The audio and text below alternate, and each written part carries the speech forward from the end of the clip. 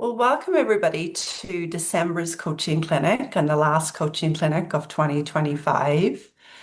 When should takes over. I wanted to talk about this subject today. One of my favorite songs of all time, and I don't know the name of it, but it's When Love Takes Over. And it's such a beautiful song that when I was thinking about the title for this, I wanted to talk about should. And that was the only thing that came to my mind. It was like when should takes over instead of love. So today we're really going to look in this direction where we can get ourselves some freedom from the voice in our head that keeps shoulding us. Because really is a different world when you are tuned into the voice of your intuition and your wisdom. I call it the voice of God instead of the voice of Bob. Bob has a lot of shoulds. So we'll get into that in a bit. But to start with, let's really ground ourselves here into the space by by doing a gentle visualization that I'll take you through now. So feel free to close your eyes, switch any social media off, and let this be your time and your space for grounding and settling and hearing what you need in this call today. So let's close our eyes. Place 2 feet on the floor and begin to take a couple of deep breaths in through the nose and out.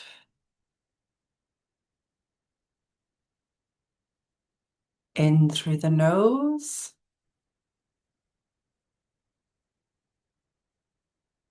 and out.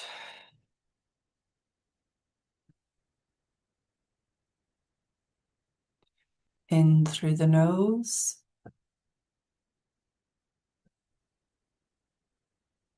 and out.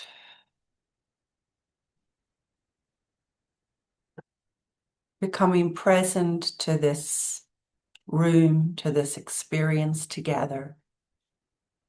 And see roots coming from your feet down through the ground, down into the underground, right down to that rock at the bottom of the earth. Wrap those roots around that rock.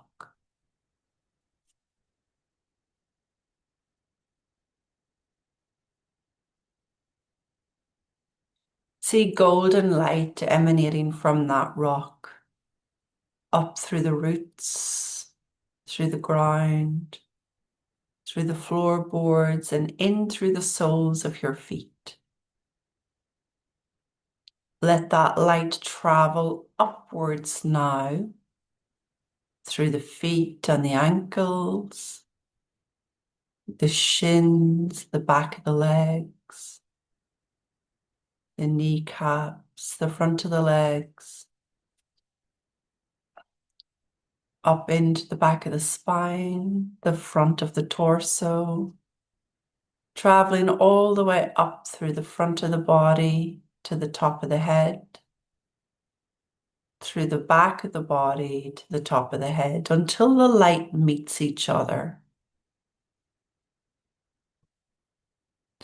See the light swishing down now the left-hand side of the body, the left-hand side of the head, the shoulder, the arm, the lower arm, the hand, the fingertips, and the right-hand side.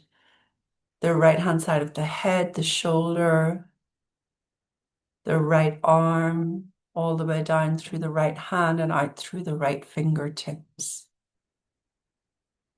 Until your whole body is enveloped in this beautiful elixir of healing light.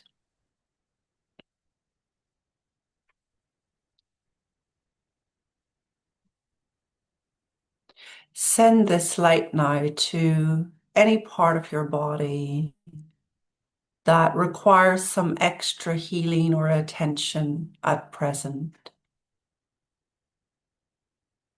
This light is a healing balm, the light of our true nature,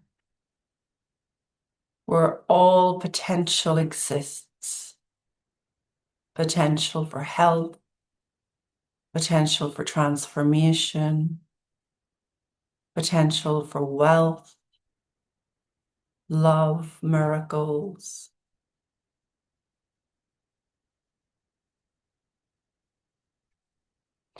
And send this light now to anything you're currently shoulding yourself about. Should be thinner, should be further ahead, should have more clients, should eat differently, should drink differently, should spend less.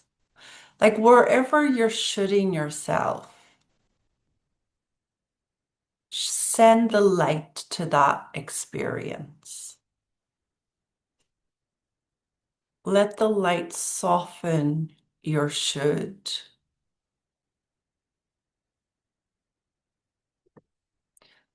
Let the light take care of whatever you think you should be having more control around, or whatever you think you should be doing differently. Let the light lighten that up for you.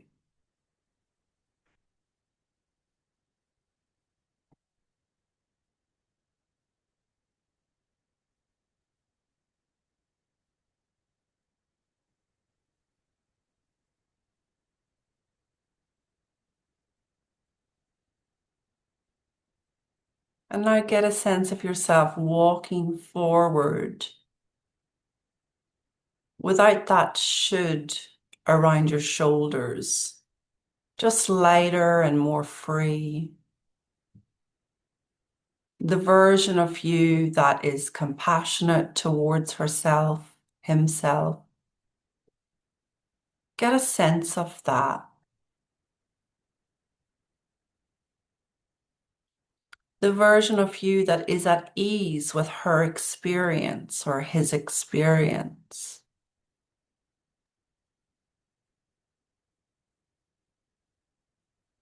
Should can make us very restless.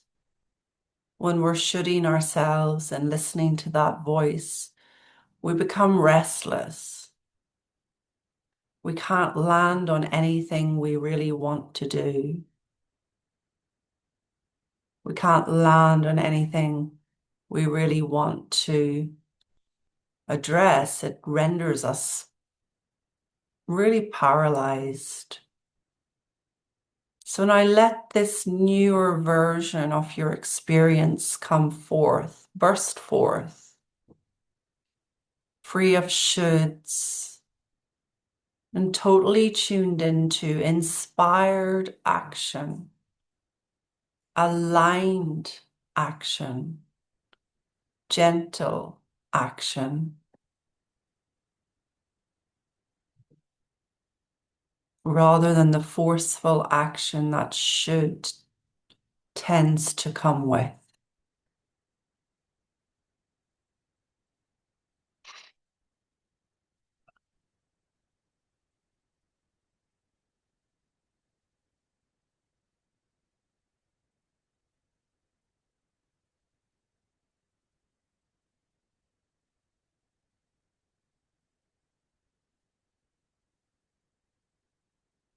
Which should are you ready to let go of? See the light lift that now. Letting go, letting go, letting go.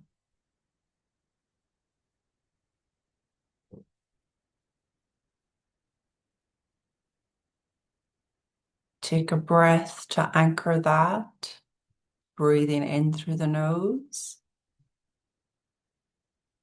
and out.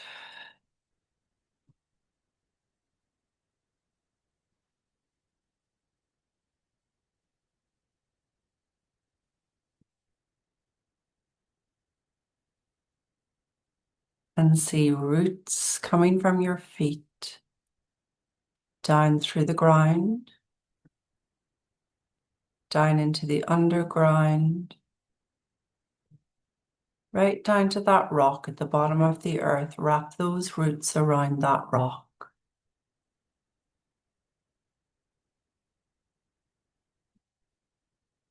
Feel yourself centered and present. And gently, when you're ready, begin to open your eyes, moving your fingers, your feet, your shoulders, your head, whatever feels right as you enjoy this coaching clinic space. Taking your time.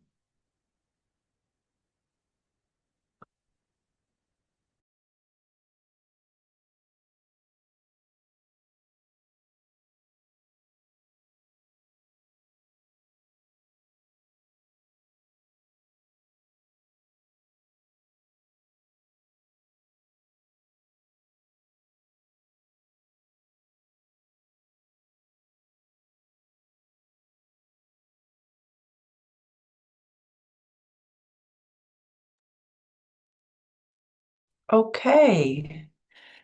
So, did you notice in your meditation if there was an area that you were shooting yourself around?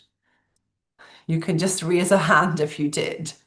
Maybe more than one area. Yeah, maybe more than one. We have no idea how much that weighs on us until we catch it. And the good news is that catching our shoulds can almost become second nature as we go in this direction of understanding the difference between that voice of God and that voice of Bob. As we get more discernment around who's really doing the talking. Should is an authority figure in your life. It might not just be Bob. Should is usually the language of an authority figure, someone that we have put on a pedestal, someone that we look up to, someone who we think has got it right whilst we've got it wrong. And in many cases, it can be just that voice of the parent from our own childhood still running the show. But even if it's not a parent that you're still kind of carrying around in your head, there's the possibility that the should that you've got going on is coming from some form of authority that you think is more important than you or um more together than you. What if that's not true? What if the greatest authority is you? What if the way you do life is just perfect?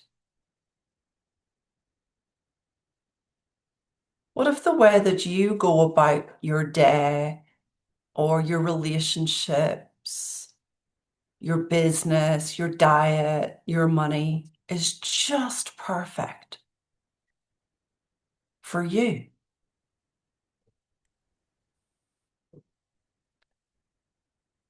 What if no one else knows better than the voice of your own wisdom and intuition, the voice of your soul?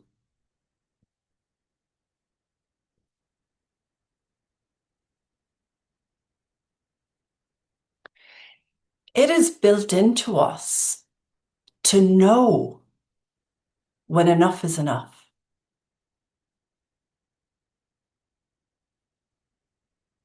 we will get that feeling of, "Mm, eh, I've gone too far there." That won't come with judgment.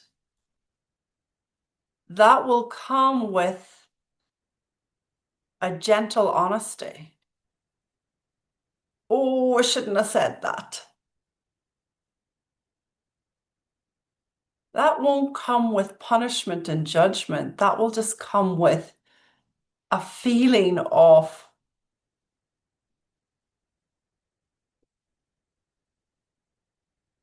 a feeling that lets you know when you're off.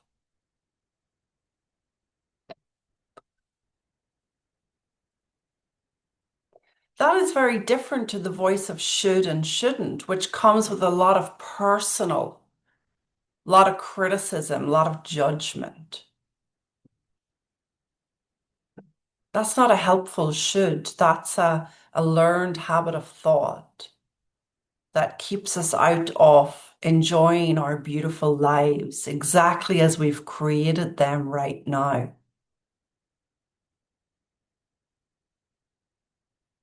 The number of lovely people I work with who are financially very stable. They don't really need to work. They don't really need to have a business. They've got very lovely lives where they're living their values. And the thing that robs them more than anything is thinking that they should be doing their life differently.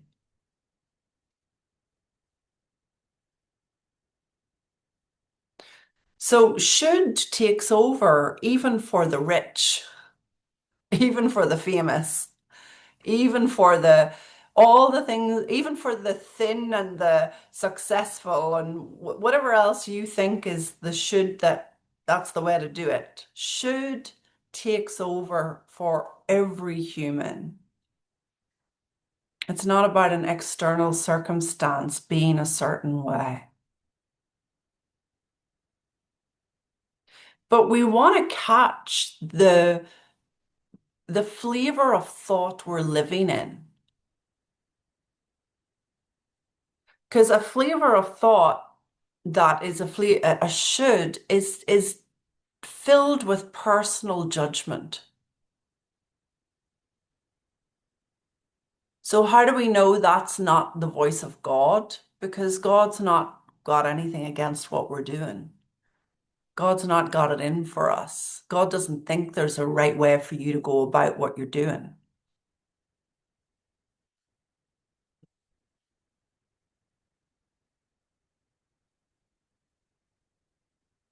So instead of just enjoying our beautiful day, maybe sometimes lying on the sofa, feeling tired, many are pushing up against that. Like they should be further ahead and they shouldn't be tired and they should keep going and they should get this thing done by the end of the year. And that's just our innocently learned way of robbing ourselves of the beautiful day we have and of the beautiful life we're living in.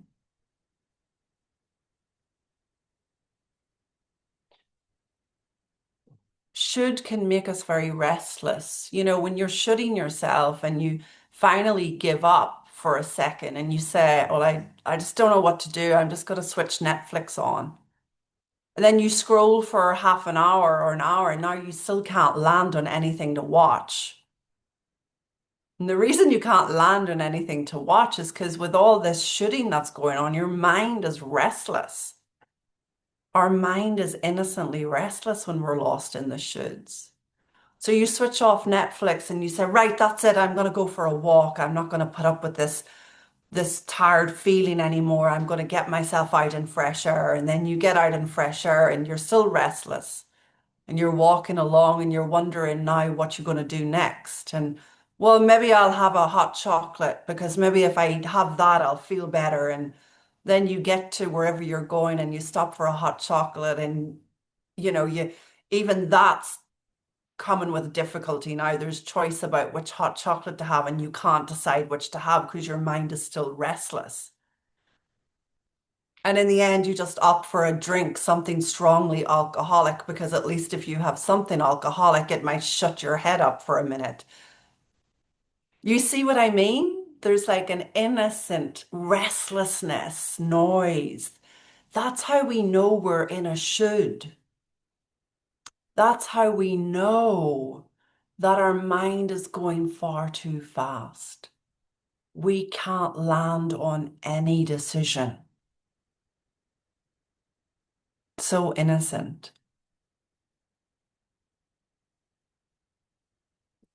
So, what if the next time you're feeling that restlessness, you're feeling that inability to just get things done? What if you just stopped? What if you just allowed yourself to just stop and just not do anything? Let the storm pass. Let the voice of God let the volume go up on that instead of resisting your experience of life.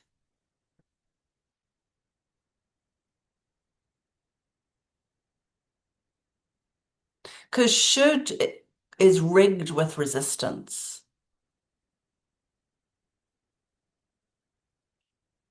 And instead of appreciating and honoring the beautiful life or body or business or relationship that you currently have, that you just keep getting taken away from that.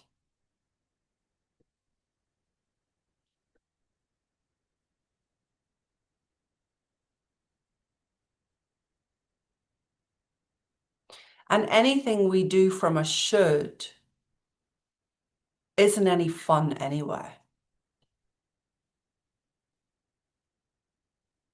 Any marketing you ever do from a should will not get a positive response from your people.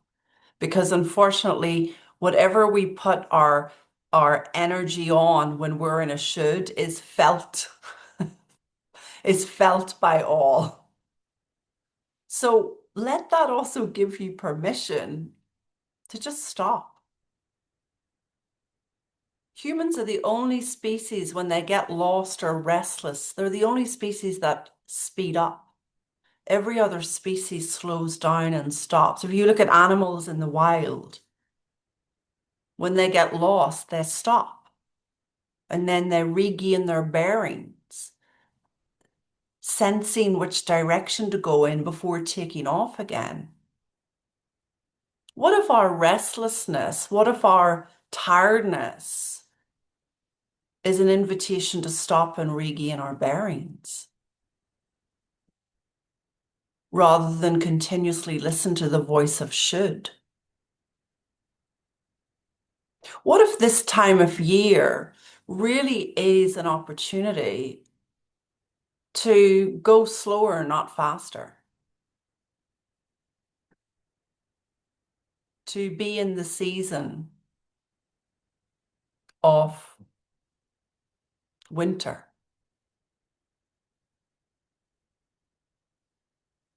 instead of pushing up against, well, I shouldn't be tired. I should keep going. I should leverage these opportunities. I should look differently. I should be doing things differently. I should be out getting my Christmas shopping done before X date. See, it's sneaky. A should is sneaky because it shows up in lots of different ways. It can show up in a way that is trying to support you in being organized. It can show up in a way that's trying to support you in looking great, but it's still a should. It can show up in a way that's trying to get you to be conservative and think about the future with your money. It's still a should. It's not to be trusted. And when we give innocently, when we deflect our own wisdom and intuition, and we listen to the way someone Listen to else the is way doing someone it, else is doing it. an authority figure usually, And we think we should be doing what they're doing. We think we should be doing it the way they do it. We think we should be doing it because they have more knowledge over there. Now we're stuck with more should. And we carry that authority around in our head all day, taking us away from our beautiful life. What's the key? The key is to begin to notice the feeling you're living in. If it's restless, if it's rigged with judgment, if it's exhausted, stop.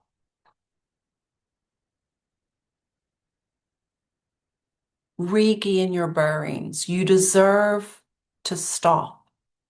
You deserve to recenter. You deserve to come back home to the voice of God, not the voice of Baal. And remember, when we're tired or we're in a low mood, when the elevator of consciousness drops, if you are someone who tends to be hard on yourself, tends to be critical, the way you're going to know that your elevator has dropped is that your self-criticism is going to skyrocket. Your should is going to get really loud and really compelling. Begin to use that as evidence, not that you're getting your life wrong, not as evidence that you're doing it all incorrectly and other people are doing it right. Begin to use that as your evidence that your mood has dropped. You're on the lower floors of the elevator of consciousness. And if you take care of you, soon enough, you'll go back up. And on the upper floors of the elevator, you are far wiser and far gentler towards yourself and others. So what are we hearing here? Anything coming to mind? Anything you might like some coaching support around? Anything that looks like a real difficult should for you? Feel free to engage here so that we can make it relevant for all. And it doesn't have to be necessarily based on today's topic. If you are on today's coaching clinic and you want to get some support before the year closes, now's our time to do that.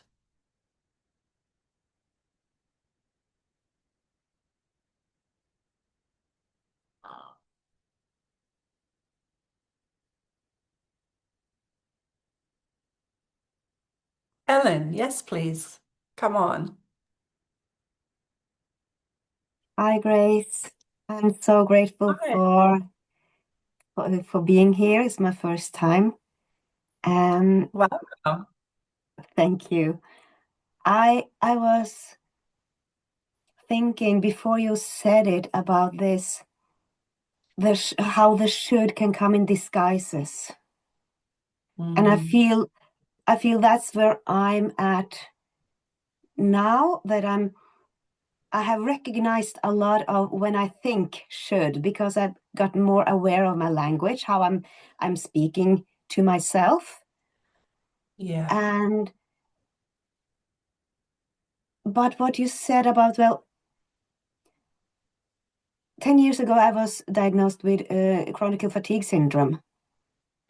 And Mm-hmm. the reason I mention this is then it seems to be a good idea to rest and to not do too much and be careful.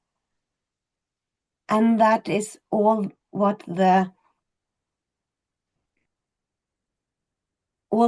doctors can help you with when it comes to that. And that really quickly becomes should. Yeah. Because they also say you should not spend more than 70% of your energy. Oh, wow. Yeah. Mm-hmm. So I've not met anyone who knows when they hit that 70% of their energy level. Yeah. which just goes on saying, "Oh, I should be careful about Mm, doing too much, or else I will get tired." mm, And that's the energy you're living in. That's why the body can, after I'm not a health practitioner or anything, but that's my experience. That that's what's kept me in a loop for so long. My mhm, fears were gripping me, so my system wasn't able to just handle the situation as normally. I was just tripping myself because I believed the should was so real. And now when I've seen it more, it becomes more subtle. But it also came in a disguise back then because it seems natural. When you're suffering from fatigue, well, yeah, resting sounds pretty logical. Not doing too much seems logical.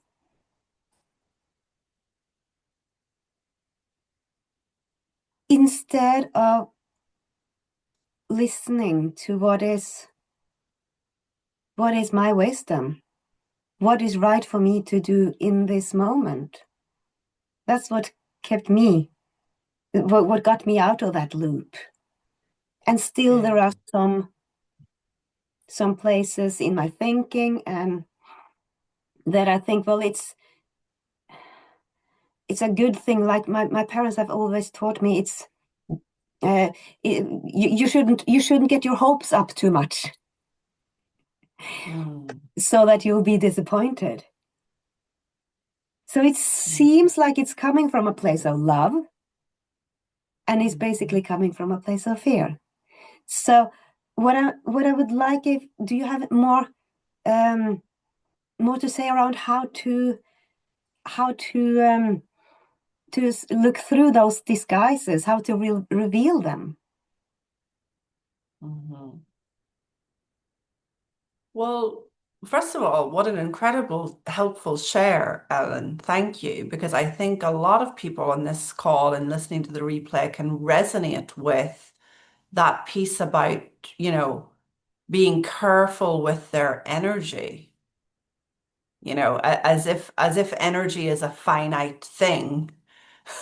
Like as if well-being stops at a certain percentage, you know. So I love what you're sharing here.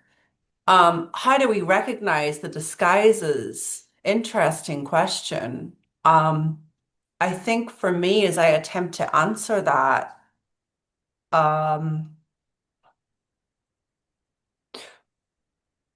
well, I heard you wake up to some of those disguises for yourself already. In the example of your parents really coming innocently from fear, not love, you know. I think we wake up, I think we get suspicious of our thinking over time. I think the more we're listening to the voice of God, wisdom, intuition, and the more we're living in that feeling of well-being, the more we become suspicious of anything but that. So it becomes um incrementally, I'm going to say, incrementally, it gets easier to recognize um, when we're being careful, when we're using should. Mm, yeah. Um, this is why I really want to reiterate for everyone, you've got to trust, all of us have got to trust that we know when enough is enough. Enough energy expenditure, enough financial expenditure, enough food in our bodies, enough clothes in our wardrobe. We know when we have had enough of something. And if that was the only thing we ever learned to really get an appreciation for, that we can trust when we've had enough, Mm. then it would really clean up a lot of mess in our lives.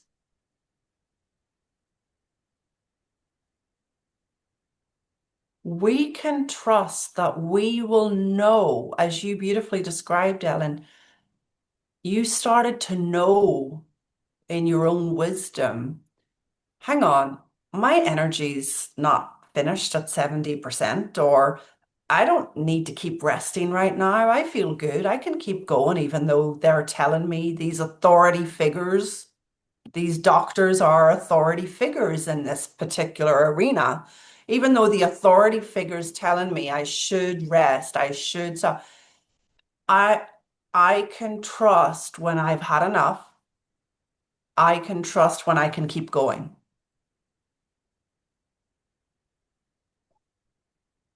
And don't worry, because the body's a great feedback system. You know, we all know this. If we drink too much, we're going to feel the symptoms of that.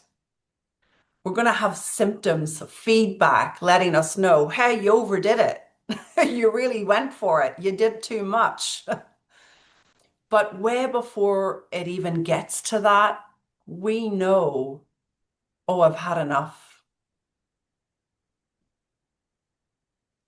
Or, oh, I can go some more with my energy. I can keep going here. I'm just putting a gun to my head about how much energy I think I have available. You'll get curious in particular, Ellen, about how the disguise of should is showing up for you. You'll start to get really curious about that, you know? Is that a belief in my head right now, or is that a truth? Am I trying to protect myself here, or am I actually trusting what I'm hearing? Again, it's so simple. It's like, is it the voice of God or is it the voice of Bob? Remember, the voice of God isn't flavored with fear or judgment. The voice of God is not putting a gun to our head about energy levels, but it certainly will alert us, hey, you've been like seeing clients 3 days in a row over and over. Um, Maybe say no to that invitation to dinner tonight and just rest up. You've been outpouring a lot lately. Maybe just let people know that you'll get back to them when you're able to, rather than being constantly available to respond, respond, respond. See, wisdom, in my opinion, wisdom isn't going to just go from careful with your energy to careless with your energy. Wisdom's going to find the middle ground for you. It's not going to go from this swing of a pendulum. I'll be really careful with all my energy, as the doctors told me to be. And then it's like, fuck those doctors. I'm just going to go totally mental and do whatever I want. Like, Well, actually, that's what I did, but yeah. but that's okay, because I bet at some point you came back to center. Yeah, yeah. At some point, wisdom kicks in and brings us home to center. So we never have to worry about the swing on any level. Maybe whether it's a swing from spending hardly anything on yourself to spending loads of money on yourself, or whether it's a swing from dieting consistently to eating whatever you want. Wisdom will bring us back to center, guide us home, and bring us along the path that is most healthy for us in all areas. You see, we want to trust that. We also want to trust we can hear our own guidance system. We can feel our own guidance.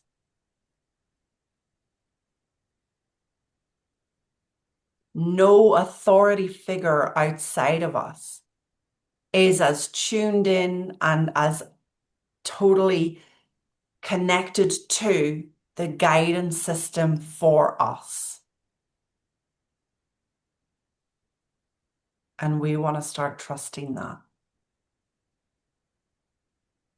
So you don't want to spend the rest of your days now, Ellen, looking for disguises. You don't want to be on high alert. You don't want to be hyper vigilant about, hang on, where are these disguises for should trying to help me out? You just want to notice that you can trust yourself to make the right choices, to do the right thing. What are you hearing? Or what are you noticing? I'm noticing that the word trust, again, that was also what I wanted to get out of the retreat in Spain, to be able to Yeah. trust more in wisdom and in myself. And I could feel it in my stomach when you started touching into that trust thing. I could like really feel it was softening. Something was softening Mm, within my stomach. lovely. And the thing about trusting that I know, or my wisdom knows when I've had enough, that's a really sore point for me. Um, so that's something that I really will bring with me, um, Mm, as well as the word careful. Careful is yeah. a should in disguise. So Yeah. I can be aware of. I don't have to be hyper vigilant, but I can be aware of if I'm using the word careful, Yeah. um, Yeah. and how my energy, what kind of energy am I coming from when I talk about this? Am I coming from a place of love, or am I coming from a place of fear?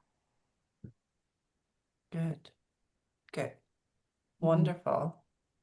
Good for you. Thank You've you. heard a lot there. Thank you. It was a wonderful question. Yeah. Wonderful. Yeah. There's the possibility to live in nicer and nicer feelings and to be gentle with ourselves when we're not living in a nice feeling. Not to be not to be getting hyper vigilant about what feeling we're living in, but rather just noticing that as we gain some freedom and space from the should, we naturally evolve into a wonderful level of well-being. It looks to me like people forget how exhausting thought is. Now, I'm not a doctor. I don't know anything about chronic fatigue on that level, but fatigue to me so far on my journey is either living in way too much thought and not realizing that, exhausting ourselves with our thinking, or doing lots of shit we don't enjoy. So we've got a lot of resistance going on. I've never met anyone who's exhausted and in a feeling of tiredness when they are doing exactly what they love and enjoy. It's like an infinite level of well-being arises. I remember hearing from one of my mentors that Sydney Banks on his last days, riddled with cancer, and experiencing terrible fatigue, still insisted on giving a seminar or a short talk to a group of um, veterans, or maybe they were soldiers, I can't remember which. And people were so concerned, oh, Sid, you can't do that. You don't have any energy. But Sid, you're so sick. How are you going to do it? And he was so unconcerned about getting up and sharing. He was so unconcerned about the quality of his energy. And he just knew in that moment, I'll be okay. And he gave his seminar or his talk. It may not have lasted particularly long. And he reported that he wasn't living in the feeling of his cancer when he was teaching. Now that's powerful for all of us. We're not going to be living in the feeling of our resistance or our stress or our exhaustion when we are doing something that's important to us. I sleep most days until like 9 o'clock in the morning. Sometimes I might even go over. Do you see if I have a ticket to go on an airplane somewhere fabulous? I can miraculously get up at 5 a.m., maybe even 4 a.m., because suddenly I'm totally connected to something that I'd love to get up for. I'm not thinking about whether I'll have the energy to travel or whether I'll be able to get up that morning. I'm like, I don't care. I'll sleep when I get on the plane. We all do that. We all have that. When we're connected to what we truly love, when we're doing what we truly love, our energy is wide awake. There's no fear of energy. There's no lack of energy. So something that I find helpful just coming through as I talk is if you have something going on in the future and right now you're exhausted, don't worry about it because the way you feel right now is not going to be the way you're going to feel in the moment in the future, especially if it's something that you'd love to do. If you have something in front of you that you're worried about with your energy or maybe even your money, don't worry about it because in the future, that can be taken care of and will be taken care of, especially if it's something that you'd love to do, especially if it's something that you deeply would enjoy. We rarely have the mental, physical, or financial resources in this moment, but be guaranteed you're going to have it in that moment if it's something you truly would love and enjoy. And I think Sid Banks was a beautiful example of that in his last seminar. In the experience of teaching, he wasn't living in the feeling of his cancer.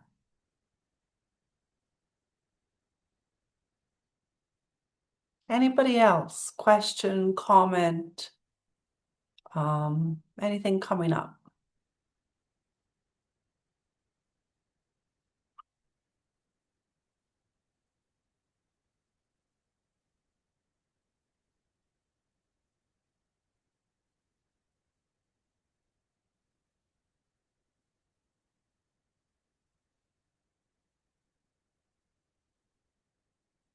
Everybody just in a settled feeling? That's good too. Yeah, good.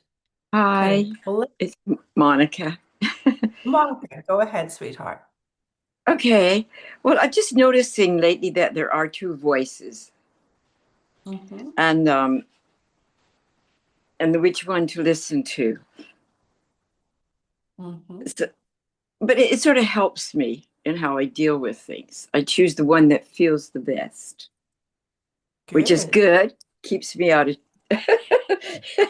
the one that and always stay with that. I'm a little exhausted because it's winter and I got so many blankets and stuff all over the place. And I got a lot of judgments on myself. So I got a lot of shoulds on tidying up. I had a friend who helped me before, but she's not available. So I have to not get too concerned because sometimes things do resolve themselves. That's So I got to right. trust that they will be resolved. But I don't know about the two voices. You know, like one is wisdom and one is the one that's off key. And I've heard said that the one doesn't feel good is actually not the truth. So that's just my learning.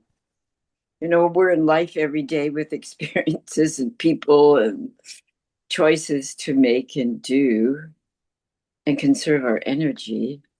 So that's just been, I knew at one time, I didn't realize, I thought. My daughter had just had a nervous breakdown, sort of. It's a long time ago. But I was in Toronto and I phoned a friend and, because I was in like paralyzed state. She says, whatever you're thinking now, drop it. It was like magic for me. And then I started moving. I wasn't so paralyzed in the situation. But then I went to Yeah. study with Dr. Pransky at that time. And I thought, wow, I had an insight that there is a voice. Or I didn't know that. I mean, it sounds strange, but it made a little bit of a difference to be aware of the voices or that and which ones to listen to and take good Yeah. care of ourselves. A little bit of a difference. A little bit of a difference. That's like the biggest difference anyone could find in their experience of being a human. Well, To actually, know, it was, but it sounds so simple. But it wasn't simple. It was like awareness. I'd been listening to Sid, and I didn't have that, so I felt quite insecure, And all of a sudden, I thought, "Oh, maybe I'll fit in with these people," because. But I don't think I was very loud at that time. I mean, I even rode with George somewhere. I didn't pick up on things at that time, but it was kind of neat. Well, I'm still, I was just in the guiding way of how I function. I'm more verbal now in that I spoke this morning, to what is happening with me because it gives yeah. me power. Let's use the word power.